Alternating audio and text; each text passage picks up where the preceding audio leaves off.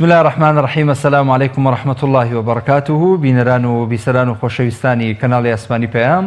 سەلام و ڕەحمەتی خواتان لێبێ. ئەم کاتەوە مکاتێکتان باش. خۆشحاڵین لە ئەڵقەیەکی نوێی بەرنامەی دوانگەی خەڵک بە خزمەتیەوەی عزیزەکەینەوە. ئازیزان و خۆشەویستان، تەوەری ئەڵقەی ئەم جارە ئەپرسین بۆچی حکوومەتی هەرێم هیچ موچەیەکی ساڵی 2020 دابەش نەکردووە. ئەبێ هۆکار و گرفتی ئەم بابەتە چی بێت؟ ئەم پرسیارە لێوەی عزیز و خۆشەویست دەکەین لە ڕێگەی ژمارە تەلەفۆنانەی کە لەسەر شاشەی کەناڵی ئاسمانی پەیام هەن. ئەتوانن بەشدار بن، ڕاوسەرنجی خۆتان تێبینیەکانتان لەسەر ئەم تەوەرە بخەنە ڕوو. هۆکارەکە بە شێوازێکی ڕێک و پێک، دوو لە تەشیر، دوو لە ناوزەڕاندن، دوو لە قسەکردن بە هیچ حزبێک، چ جای ئۆپۆزیسیۆن بێ یاخۆت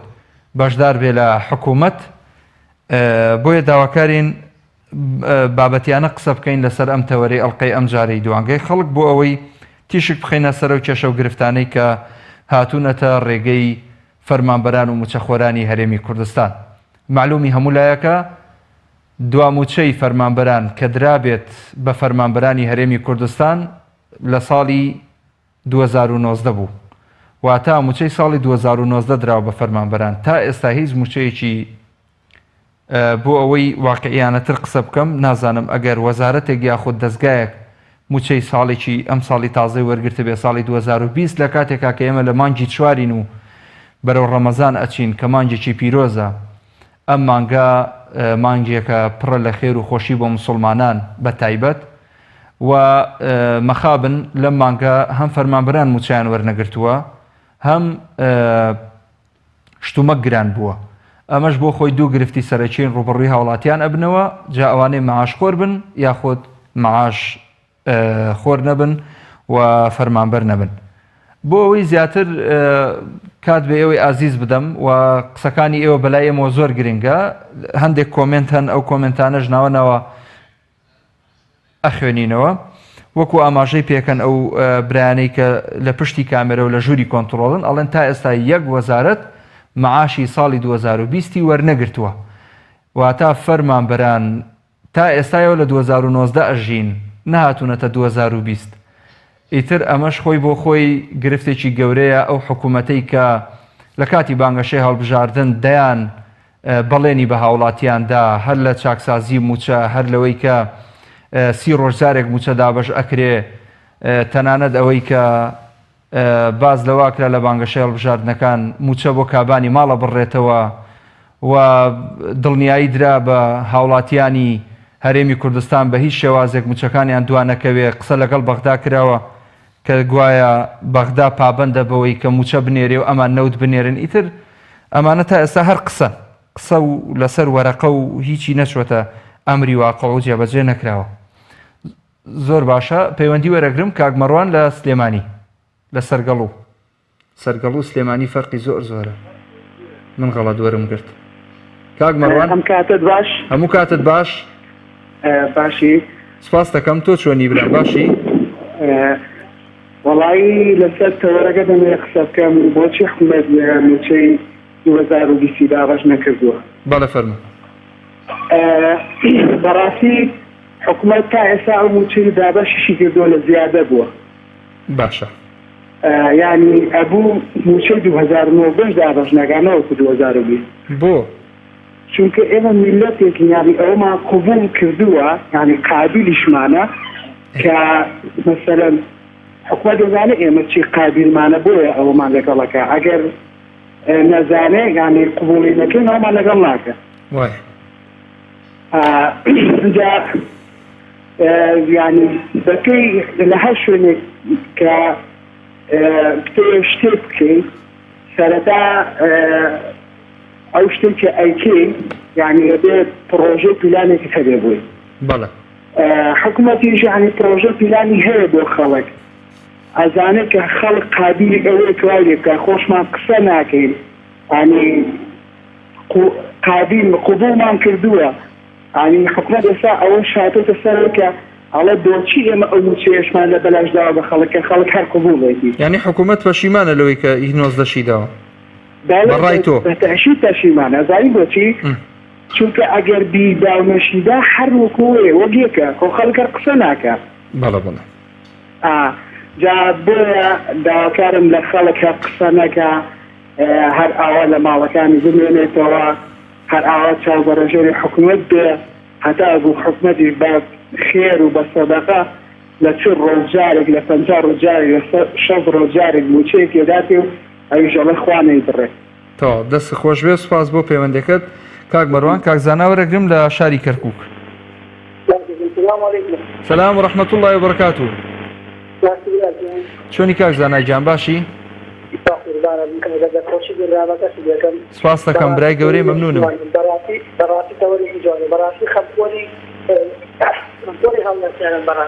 عزیزی ئێمەی لە خزمەتین فەرموو والله من وقت يشمل تلفوني براسي مستقل وقت سلوكي وجه متابعة ده كمان يا اخو انا كسن داور في خويا يعني داور حد لكاتي هم بزاد مكان دينا كانوا كثير اساسي داور في خويا داور في وزاره المساعده كتبوا سلوكي وشيء تريد الرجل نايك والله براسي تريد الرجل مساعدات لو ني بلا راسي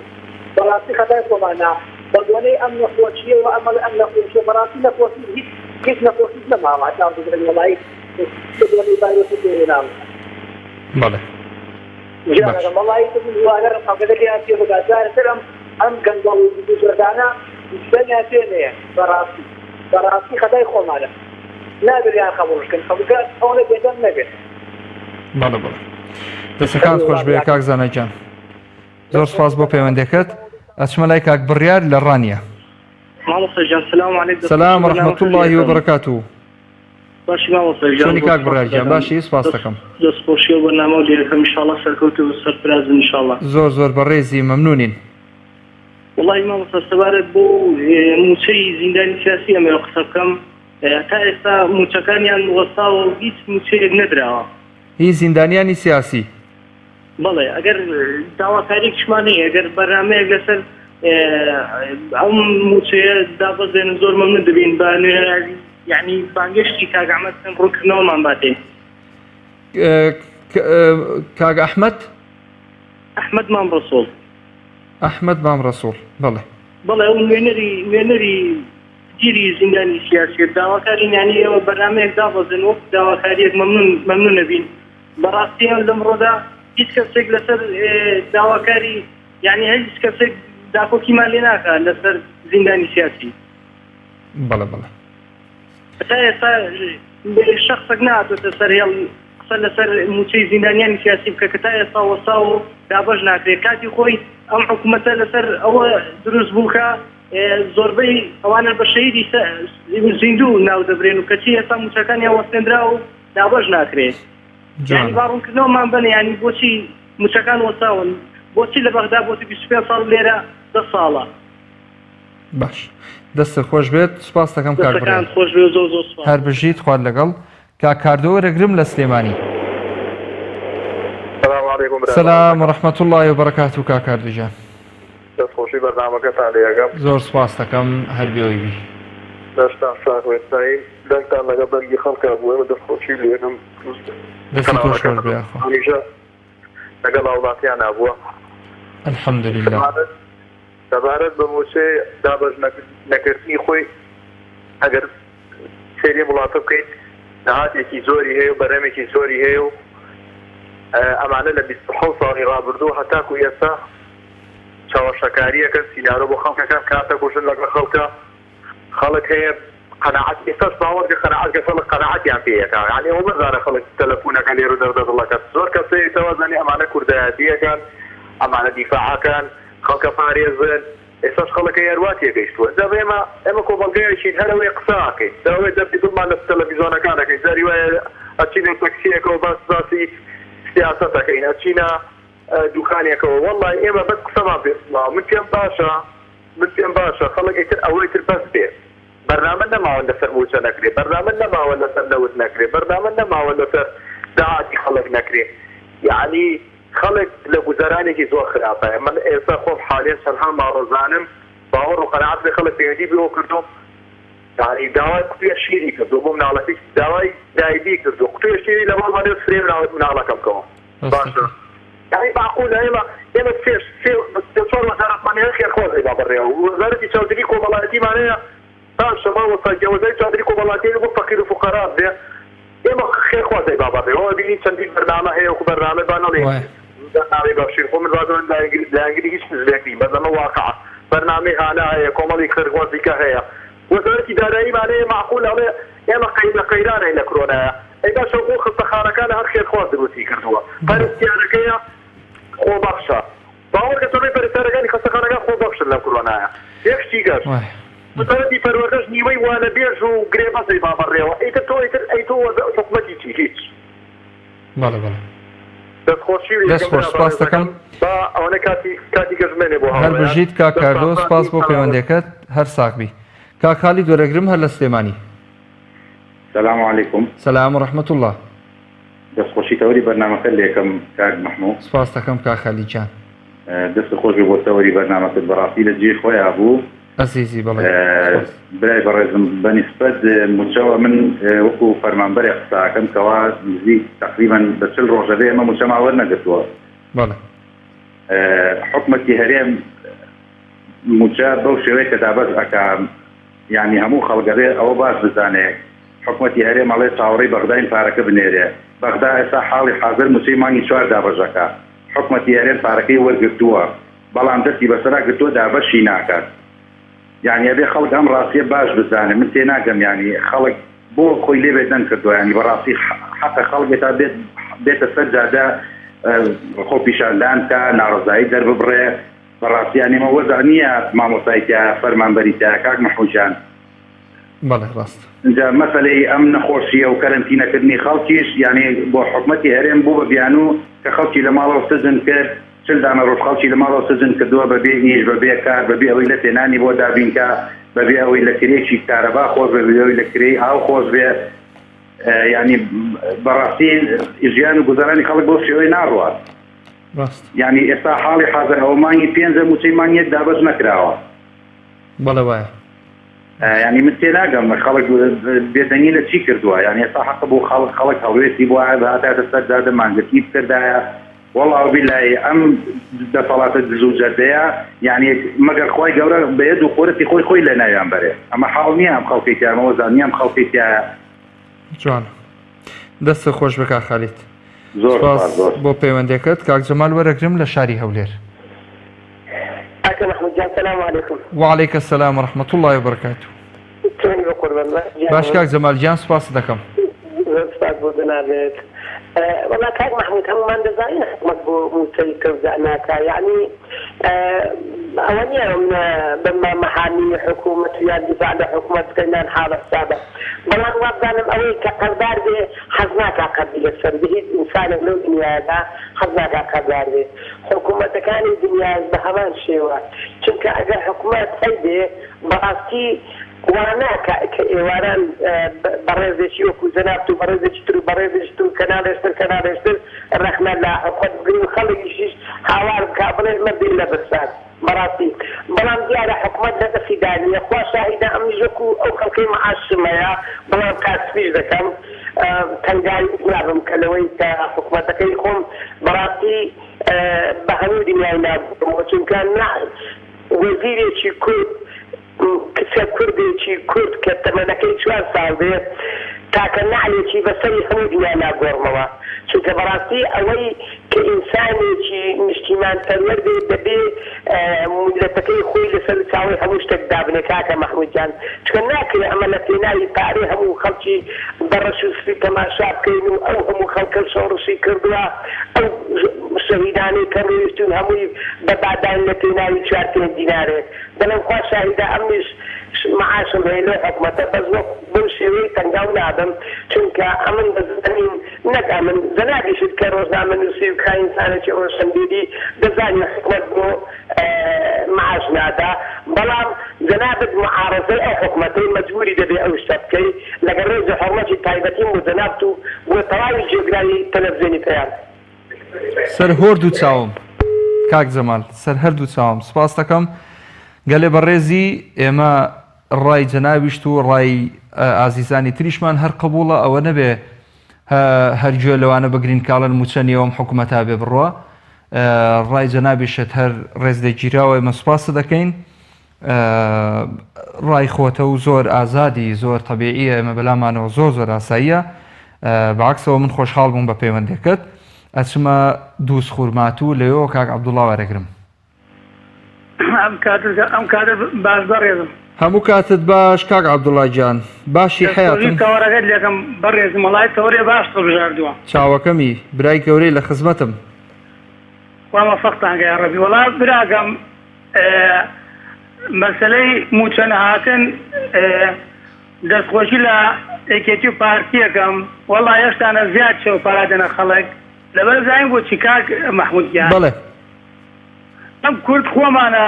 خۆمانە هەر ئاوا بێ بۆیە ئاوامانە سەراسیە کاتێگێتە کات انتخابات ئەگەر سەیرەکەی وە دوو قسەی بیرقوباقە خەڵک دەنگەدا دەم دوو حیزبە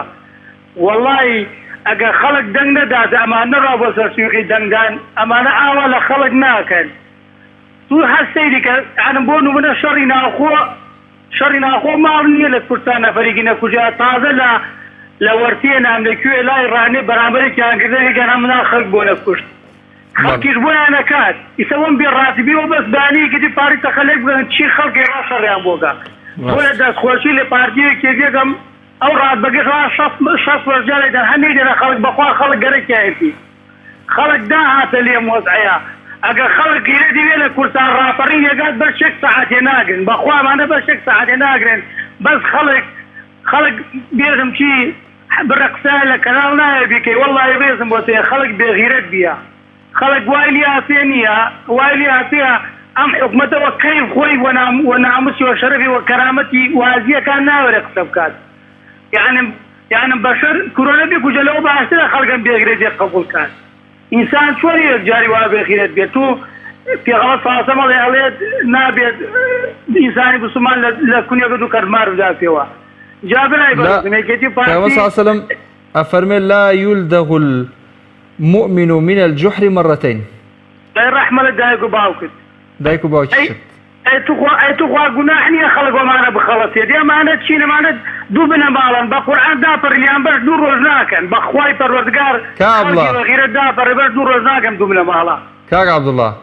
بلا برزم بخواي ما لدوزي هنا معانات منظورة خوا الزاني كاك محمود تيق سير بكي بو خواي قورا بيجي بيلا خلق دوز برسيار قبضا خلق شي وزعك قشت يجي باردي وانا لو خلقك والله زانم كاك عبد الله والله بيجي شي يصح عليه من دوزم بلهيها دوز وقف فصيلياتا مغرب ما كان الجيرو بلهيها بوتني درشي حتى بياني خورك بياني درشي تيري هانتكن حدي شعبي وجيش عراقي تيري هانتكن انت درشي نكار ماوا نكاسي ماوا حتى توانيان زيان كر حتى توانيان لي داعش عيشان كر قش برتزغان اما انا داعش نفتي انا بروش يساعدنا ومنال فقير يجن توای ئەمانە خۆیان گشیان دسن سەیرا مەکە بڕاتی ڤێلا و ماڵ و قەسر و شوقەیان بکە بۆیە خەڵکی کورسان بە هەم وەزع ڕاکێشە بەخواگە خەڵک ڕاپەڕێ خەڵک خۆ پیشاندان بکە بەش دوو ڕۆژیان ناکات بەخوای گەورە بۆیە با لە کات خەڵکی نەگرم دەستخۆش کاک عەبدوڵڵا سوپاس بۆ پەیوەندەکەت کاک دڵشاد وەرەگرم لە هەولێر السلام عليكم. وعليكم السلام ورحمة الله. باش كاكم خوتيان. باش كاك درشاد جان سپاس دەکەم. خۆشی بەرنامەکەتان دەکەم هیوای سەرکەوتن بۆ یەکەیەکە کارمەندامان و نەوەستانی ئێوەی خۆشەوی دەخوازم. زۆر بەڕێزی ئێمەش سپاس دەکەین. من هیوادارم حکوومەتی هەرێمی کوردستان هیچ موچە نەدات. هیوادارم هیچ موچەکتەوەتانە. جوانە. من کارمەندێکی تەندروستیم هیوادارم حکوومەتی هەرێمی کوردستان موچەما پێ نەدات. باشە. لەبەرەوەی ئێمە میلەتێکین یعنی خوای گەورە چیمان لێ بکات. خوای گەورە زڵمت لێ دەکات تۆ لەسەر زڵمەکەی خۆت بەجواب نایە خوای گەورە چیمە بۆ بکات. بەڵێ. یعنی من ئەوڕۆ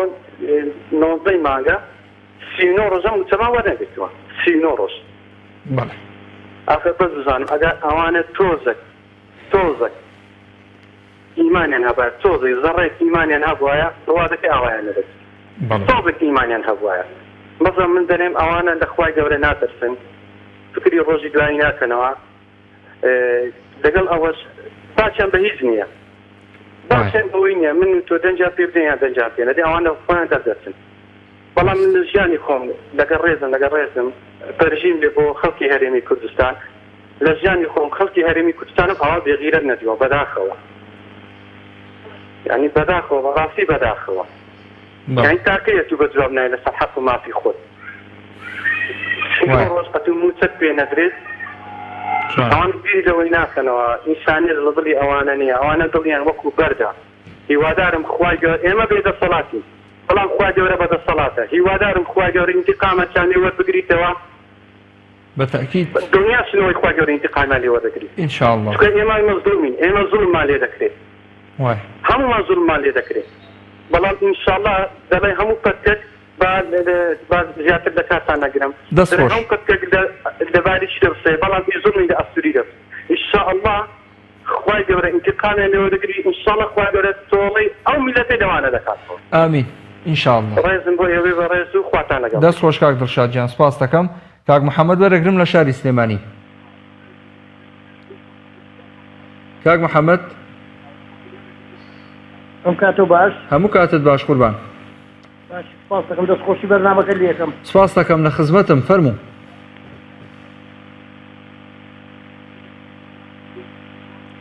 کاک محەممەد مامۆستا تەنها یەک ڕێیم هەیە لەسەر تەوەرەکەت ئێوە وەختی بەکەی دەناسان هەشت کوشتیانەیە لە پەرلەمان بۆچی تا ئێستا بێ هەڵوێستن بەرامبەر بەو خەڵکە بۆچی ئەندا پەرلەمانەکانتان کۆنگرێکی ڕۆژنامەنووسی ناکەن بۆچی بەدەنگی ئەو خەڵکە چوونەتە پەرلەمان کاک محەممەد کە گەندەڵن ئێوە بۆ بێدەنگن تا ئەم کاتە کاک محەممەد کاک محەممەد گوێ لە دەنجی منە بەڵێ گوێ لێمە بەڵێ بەڵێ ئێمە حەوت کورسیمان هەیە هەشتمان نییە حەوتەکەیش لە سەدا حەوت دەنگمان هێناوە ینی لە سەد دەنگ حەوت دەنگمان هێناوە مەفروض وایە مەسەلەن خەڵکی تریش هەیە کورسی باشتری هێناوە چوەتە ئەم حکوومەتەوە ڕوویگلەی لەوان بکرێ مەسەلەن ئێمە بە حەوت کورسیەوە ئەوەی توانی بێتمان کردومانە ئەوەی توانی بێتمان کۆنگرێکی بەڕێزم ببوورە ئەوە ئێوەش وەک حیزبەکانی تر موچە خۆتان هەیە بۆچی بۆ ئەندام پەرلەمانەکانتان بێدەنگن ئێکورە وەڵی کە کوا بێدەنگ کاکسۆران بەم ڕۆژگارە کاکسۆران عومەر قساکە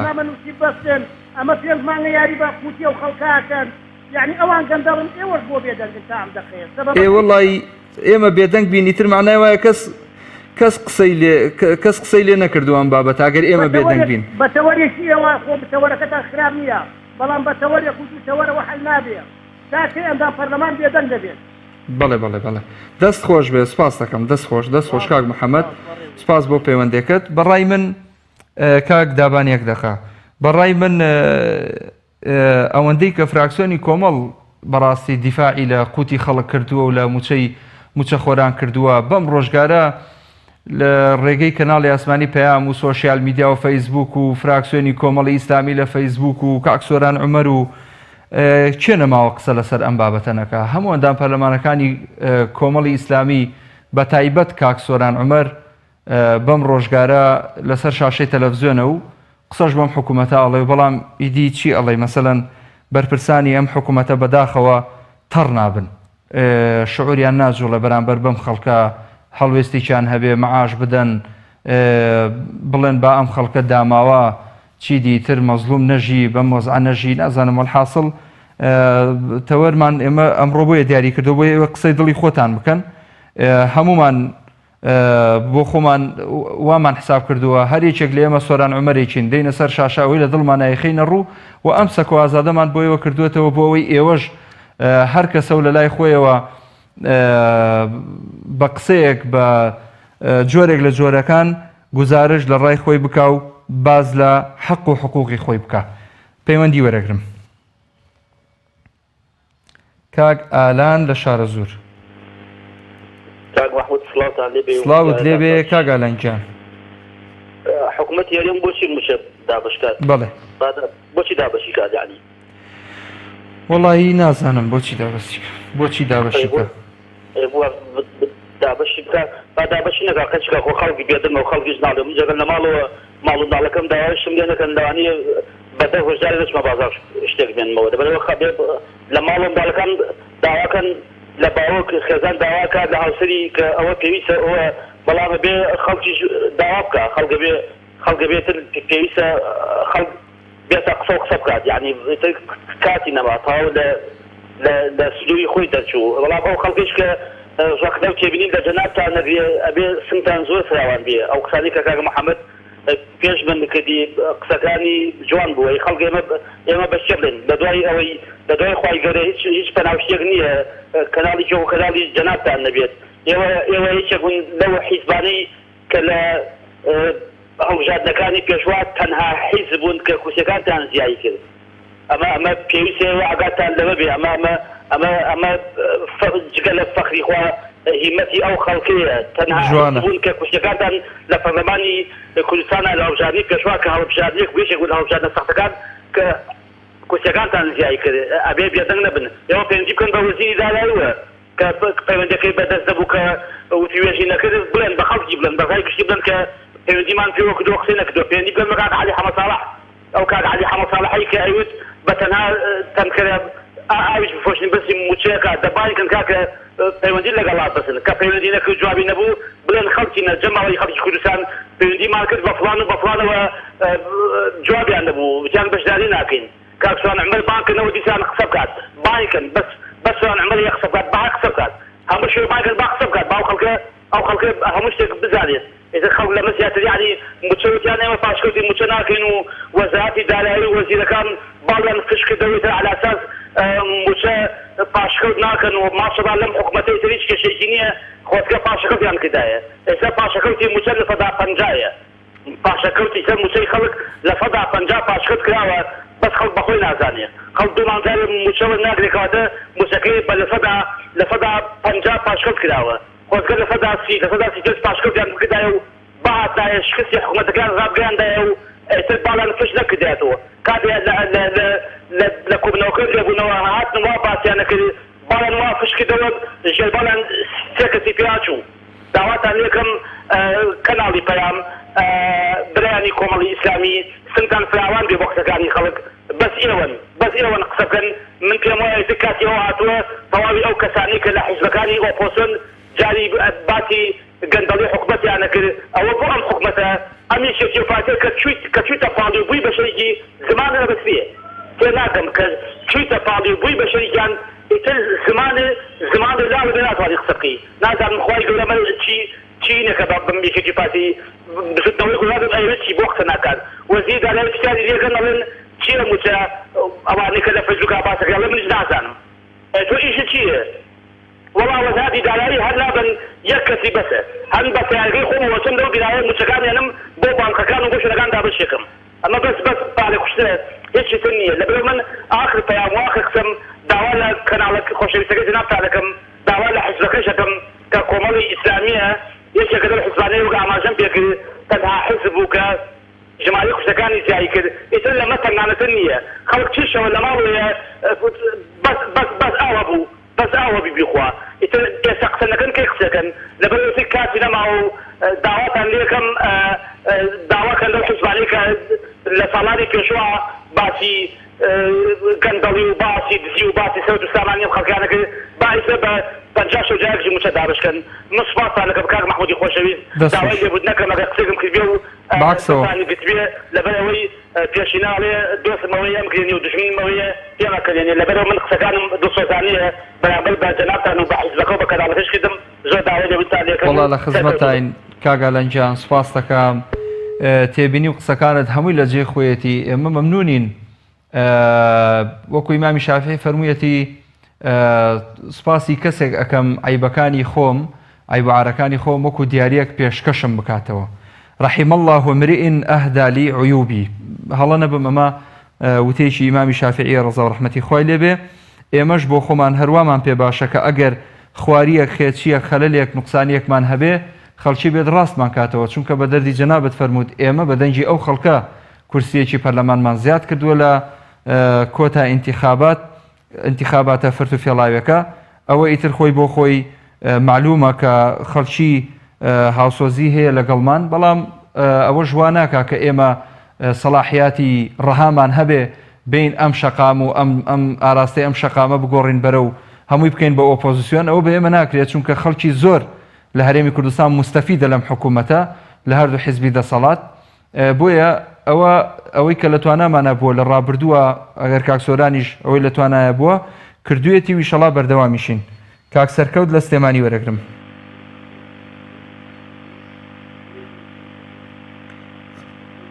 کاک سەرکەوت کاک محمودجان سڵاو لێبێ. سڵاو لەبێ کاک سەرکەوت گیان ببوورە دەمێکە لەسەر هێڵی. قەیناکە کاک محمودجان خوا جزاواتەوە. ئەجمعین لە خزمەتتان. کاک محمودجان قوربان ئەم حکومەتە 30 ساڵە هیچی بۆ خەڵک نەکردو. بەڵێ 30 ساڵە هیچی بۆ خەڵک نەکردو لە نەوتەوە لە داهاتی گومرگەوە لە خاڵە سنووریەکانەوە لە ئەوەی کە یعنی لەم کوردستان ئێمە زۆر دەوڵەمەنە. بەڵێ زۆر دەوڵەمەنە. هەموو بوجێ ئەردەن لە سا حەوتە. باش کە 12 محافەزەی دێ با بەڕێوە. بەڵێ ئێمە لە سا هەژدەیە لە سا حەڤەیە لە ئەسێ سا سێ محافەزە 5 ملیۆن کوردی بۆ ناچێ بەڕێوە. بەڵێ یعنی ئەم نازانم چیانێ لەم خەڵکە یعنی ئەمە هەمووشی ئەم هەموو حکومەتە بەدەست 18 کەسە و گیری خواردووە. هەمووی کە حسابێکە لە 50 18 کەسن. بەڵێ جوانە. 18 کەسەکەم 18 کەسێتی بەرەو بە پرسانی خوان لە خۆیان کۆبنەوە ئەو 1000 لەگەڵای ئەو 500 لەگەڵای ئەو 250 لەگەڵ مافی منە خوات و مافی ئەوە خوات و مافی گیترە خوات ئەیا بەوان کە حیمایەتی و پارێزگاریان لێ بکات. جوانە. ئەوان نامێننەوە ئەوان هیچ شعبات یاڵن ئەوان کاک محمودجان بات یاڵن بە ڕوبعێکی حکومەتی ڕژێوی بەحەز بە قووەت نابن کە بە دوعای خەڵک کە شەو ڕۆژ خەڵک دوعای لێکردن توانیەوە لە دەسەڵات نەما لە هیچ شتێ نەما. جوانە دەست خۆش بێت. یعنی ئەمانە کە کوردن ئێمە ئێستا بات یعنی ئێستا کار بگاتەوە کە خەڵک بە هیچ ناکرێت بە شەقام ناکرێت بە قسەی خۆش ناکرێت بە یعنی وەزیرێکی تەندروستیەتە سەر ناوازی ناوخۆ تۆ چل ڕۆژە خەڵکی داناوە لە ماڵەوە من خۆم ئێستا کرێچیم 2 مانگە کرێخانوم نیاوە لە مەطعەمی شەکەم فەرموو حکومەت یارم تۆ چی بۆ منەکەی یعنی گەڕای ماڵ بە ماڵەی کاکە جامەس ئەمە 100,000 ئەمە 200,000 سەبەتەیە خواردنی بۆ منە 2 زەیت و 4 کیلۆ برنج من چی لە خواردن کەم یا چون بەیاعی مەرگتۆ 6 زەیتی یاومەتی وەڵا شەکر نییە و برنجیش نییە ئەم پارەکە لە ماڵمانە بێت بیان بە مناڵەکەم توێشیری پێ بکرێت یا دەسێدایبی بێ بکەم چی بکەم من. بەڵێ یعنی ئەم خەڵکە کاک محمودجان زۆر داغ لە دڵان بەس ئەم خەڵکە هەمووی سەر تەلەڤیزۆنە یعنی کاتیتەوە بازارە ئەڵێ کەس فەقیر نییە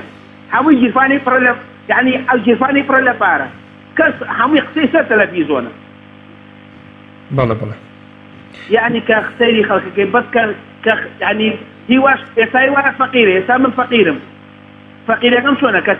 کرێ 2 مانگم نیاوە شاگر مەطعەمێکم ئیتر ئایا خوازانێ 10 ڕۆژترە 15 ڕۆژترە مانگترە مەطعەمەکرێتەوە باشە. بەڵێ باش دەست خۆش بێ یاخوا کاک سەرکەوت سوپاس دەکەم. هەر بژیت دەست خۆش. کاک محەممەد وەرەگرم لە ڕانیە. سلام علیکم. سلام ورحمة الله وبركاته.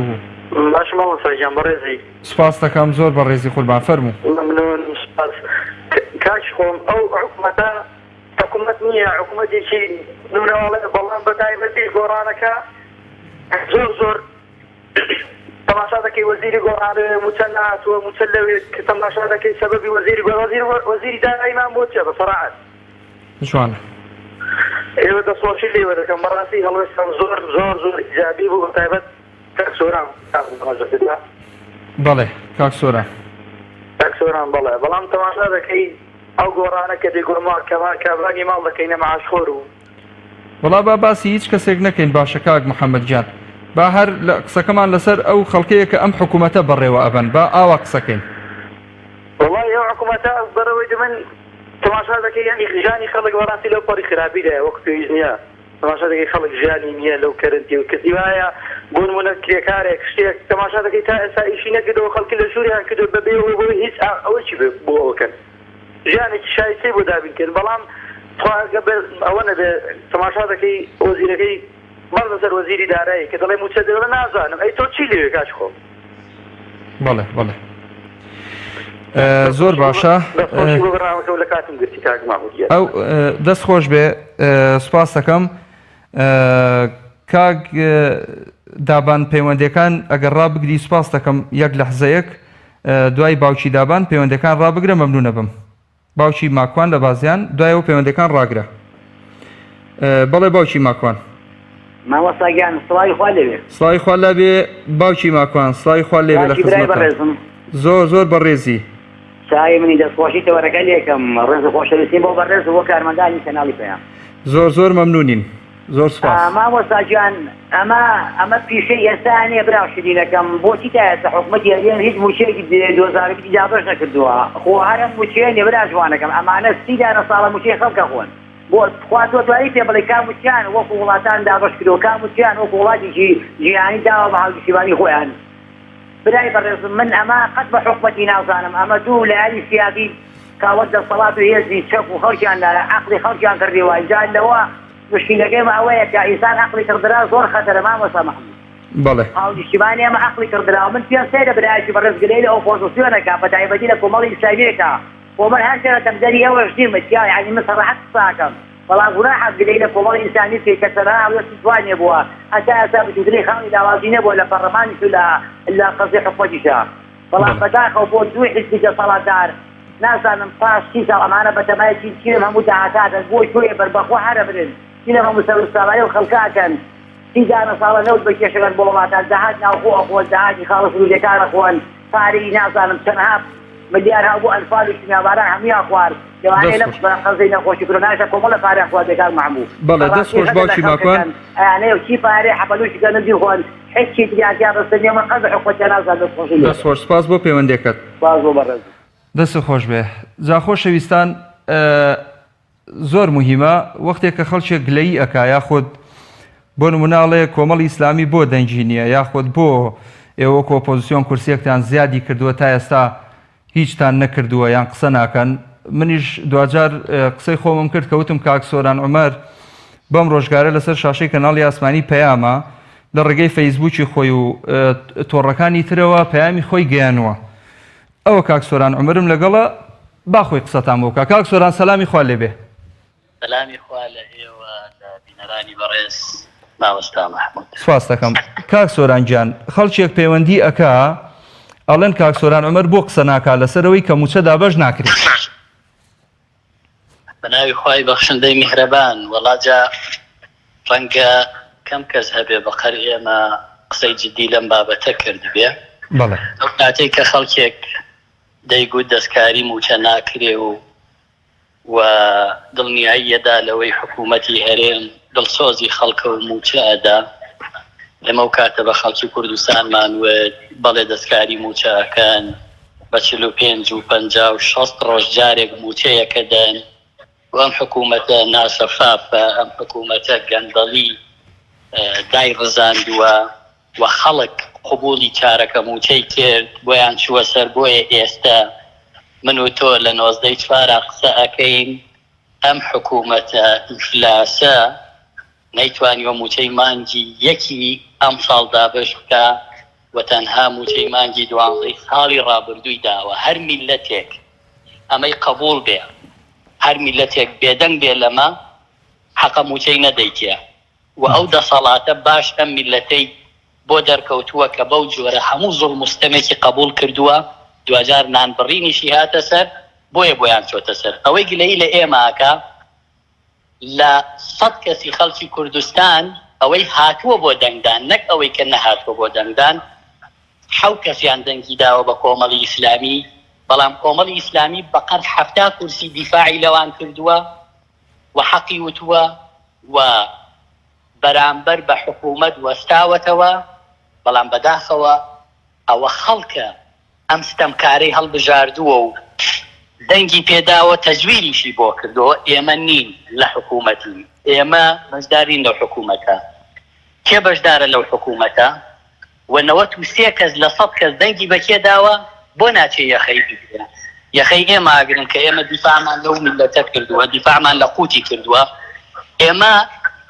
تەکلیفمان کردووە سواڵمان کردووە بۆ ئەوەی خەڵکی برسی لەم دۆخا تێر بکەین سەبەتەی خۆراکمان بۆ پەیدا کردووە نەخۆشمان بۆ چارەسەر کردووە هاوکاریمان کردووە لە کاتێکە داهاتی ئەم وڵاتە دیناری لای ئێمە نییە خەڵک بیرەنەوتە دزیە بۆ خۆی پارەکەیە فرۆشیە بەڵام بڕۆ سەیری پەیج و ئەکاونتەکانی ئەو ستەمکارانە کە بزانە ئەوەی ڕەخنە لە من و تۆ ئەگرێ جورەتە کا بچێ لێوە ڕەخنە لەو بگرێ مجاملەی ئەوە کا بەڵام جنێو بە ئێمەدا هەر میلەتێک وا بێ ئەمە عاقیبەتێتی و ئەوە خەڵک خۆی هەڵی بژاردووە دەبێ گلەیی لەوانە بکا کە هەڵی بژاردون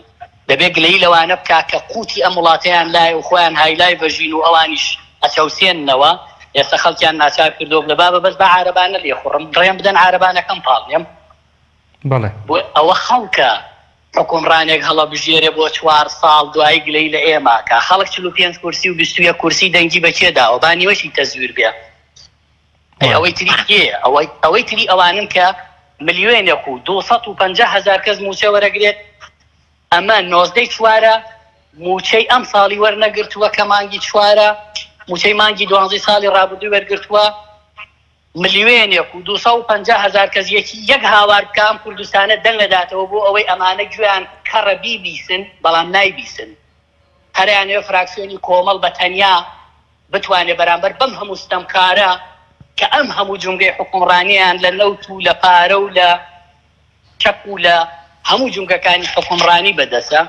بە ئێمە شەڵێن بۆ چاکی ناکەن ئەی ئەو ڕۆژەی کە ئێمە پێویستمان بە دەنگی ئێوە بوو لە 100 کەستان چوونەتە سەر سندوقەکانی دەنگدان 93تان دەنگتان بە غەیری کۆمەڵداوە لەبیرتان نەبوو ئاوا حکومتانەکەن بەڕاستی خەڵکی کوردستان نابێ لە کەناڵی پەیام و لە بەرنامەکەی تواگلەیی بکە بەڵام ئامادە نەبێ ڕوبەڕووی ستەمکارانە بڵێ کاکە حەقی ئێمە لە ئێوە دەسەکەین بە چاوتانە ئێوە بۆیە ئیدارەی ئەم وڵاتادن بۆی ئێمە بژێنن جوانە چاوسێننەوە بەڵێ ئەوە خەڵکە وای کردووە ئەم ستەمکارانە ڕۆژ بە ڕۆژ دەسەڵاتیان زیادکە لە کاتێکە ترسنۆکن چونکە ئەوەی دزی لە داهاتی ئەم وڵاتە کرد ترسنۆک و جەبانە ترسێ لەوەی ڕۆژێ بە سزای میلەت کەوێ هەر بەریشەکەون ئەگەر ئەم میلەتەش نەبێ خوای تەعالا خەڵکێکی ترە نێرێ ئەم ستەمکارانە تۆڵە لێ بکاتەوە ئەم دزانە بگەێنێ بە دادگای عادیلانەی خوایی چونکە سەدام 1 ملیۆن فیدایی هەبوو بۆ پاراستنی گیانی خۆی بەڵام کە لێی تێکچوو لە کونێکا دەریان هێنا کوڕەکە چەند ستەمکار بوون و پارەی وڵاتیان بەدەست بوو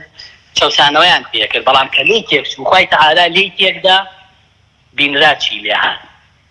خەڵک کوردستان با بزانێ ئەمانە تا سەر ناتوانن حکمیان کەن ئەمانە ئەترسن لە کۆمنتێکی فەیسبوک کە بەرەو ڕوویان نەبێتەوە ملیۆنێک و 250,000 کەس موچە وەرەگرێ زوڵمی لێکرێ بەس ئەوانە هەر یەکەیان لە فەیسبوکەکەی خۆی بەرامبەرم دەسەڵاتە بوەستێم دەسەڵاتە خۆی چاکەکە بەڵام چونکە خەڵک خۆی چاک ناکە حکومڕانیش چاک نابێت بە معجیزە و بە 7 پەرلەمانتاری کۆمەڵی ئیسلامی کە سواڵەکەین دژێن ستەمکارانەی مەترسیات و تەرمان بێمنەت بووین لێیان پێمان وتون ئێوە زوڵمەکەن خەڵکە چەوسێننەوە بە هەمومان خەریکی هەرەوەندەمان لە توانایە نەچەکمان پێیە نە پارەمان پێیە نە هیچ وڵاتە لە ژێردەسی ئێمەیە بەڵام سادقانە و ڕاستگۆیانە نە کۆمپانیاشمان هەیە هیچمان نییە بیرئاویشمان نییە هەرای بەلوعەمانەیە بۆیە هەڵکە بێ ژیانی خۆی چاکە قبوڵ مەکە نمونەی حکومڕانی خەڵک هەڵێ بژێرێ خەڵک ئەمە هەڵبژاردووە با گلەی لەوانە بکا کە هەڵی بژاردووە دەست خۆش بێ کاک سۆران ئێمە ئێستا ئاخیر پرسیارەکەم لە جەنابەت حکوومەت موچە ئەدا بە فەرمانبەران لەم ڕۆژانە یاخود نا من پێش ئەوەی ئەم بابەتە بێتە ئاراوە کە نرخی نەودابەزی بە خەڵکی کوردستانە وت خەڵکی نەحکوومەت و پێگەێنەرەکانی حکوومەت فێڵتان لێ ئەکەن بە 2 مانگ نزیک بە 2 مانگ یەک موچەتانە دەنێ واتە موچەکەتانەکەن بە نیوە ئەوە تا ئێستا 43 ڕۆژتێ ئەپەڕێ بەسەر دابشکردنی موچەی مانگی 12 هێشتا جورئەت ناکەن لێدوان بن کەی موچە ئەدەن بەو هێزە ئەمنیانەی کە مانگێکە لەسەر جادەن بەو پزیشک و کارمەندە تەندروستیانەی کە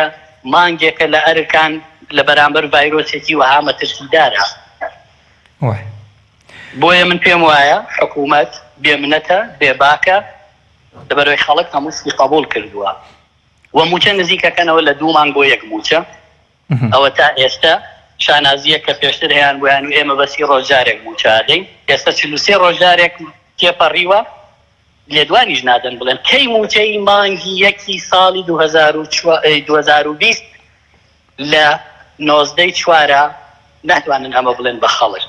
ئێمە کەی حکومڕانی ئەمە ئیفلاسی حکومڕانیە ئەمە شکستی حکومڕانیە و شکستی ئەوانەیە کە ئێستا لەناو حکوومەتان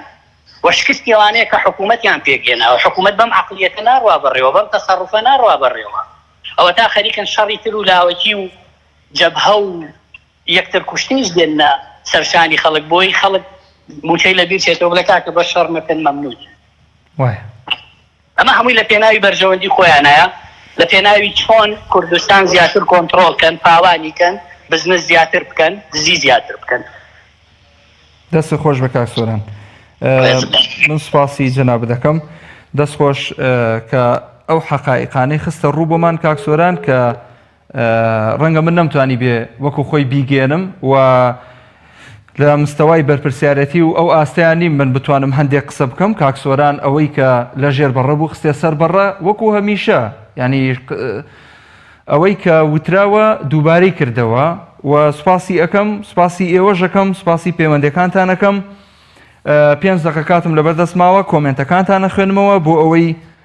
بزانین هاوڵاتیان لە فەیسبوک چیان بۆ نووسیوین. کاک هاشم عەبدوڵڵا دەڵێ بێدەنگی موچەخۆران وای کردووە کە حکوومەت بێباک بێت لە دابەشکردنی موچە. ئامان سدیق دەڵێ بەداخەوە بەشی زۆری میلەت شایەنێتی لەمە خراپتری بەسەر بێت. محەممەد عوسمان دەڵێ مردنیان لەبیر نییە بێویژدانیشن بۆیە وایە. ئەنوەر مەحموود دەڵێ ئەوەی کە ناوی حکوومەتە لە ڕاستیدا هەربوونی نییە، تەنها دوو حیزب بە شەریکی هەرێم بەڕێوابن. تاهیر حاجی تۆفیق نووسیوەتی لەبەر ئەوەی ڕێژەی خانەنشینی نایاسایی ئەوەندە زۆرە حکوومەت ناتوانێت موچە دابین بکات. گەرمیان داود دەڵێ جا بۆ موچە بدەن، بەداخەوە خەڵک بێدەنگ و ڕازیە. ئیسرا مەحموود نووسیوەتی لەبەر ئەوەی کەیفی بە خەڵکی کوردستان نایەت بەڵام بۆ بێگانە دیوەخانیان هەمیشە کراوەیە. مسلیم جەباری نووسیوەتی لەبەر ئەوەی حکوومەت لە ژێر هێڵی هەژاریەوەیە. سلێمان عەزیز دەڵێ لەبەر ئەوەی خەڵک ڕازیە لەو دەسەڵاتە. ئاکار عوسمان نووسیوەتی چونکە ئێمە گەلێکین هەموو شتێکمان قبوڵە. مەلا محەممەد باڵەکیانی نووسیوەتی لە حکوومەتی دیکتاتۆری و میلەتی بێهەڵوێست چاوەڕوانی لەوە باشتر ناکرێ. محەممەد عەلی نووسیوێتی بۆچی دابەشی بکات و موچە بدات بەچێ میلەت بێدەنگە حکوومەتیش ئەوەی دەوێت. ئازیزان و خۆشەویستان، ئەمە بەشێک بوو لەو کۆمنتە جوانانەی ئێوەی ئازیز. پێمان خۆشە هەفتانە لە تەوەرەکانمان بەشدار بن بۆی زیاتر دەوڵەمەندیکەن، ڕاوسەرنجەکانتان بخەنە ڕوو.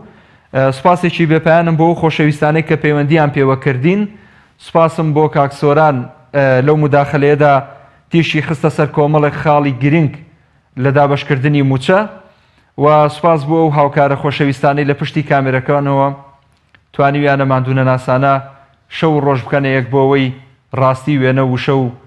هەموو حەقیقەتەکان بە ئێوەی عزیز و خۆشەویست بگەێنن. تا ئەڵلقەیەکی تری بەرنامەی دوانگەی خەڵک بەخوای گەورە میهرەبانتان ئەسپێرم. ئەسەلامو عەلەیکوم وەڕەحمەتوڵڵاهی وبەڕەکاتوه.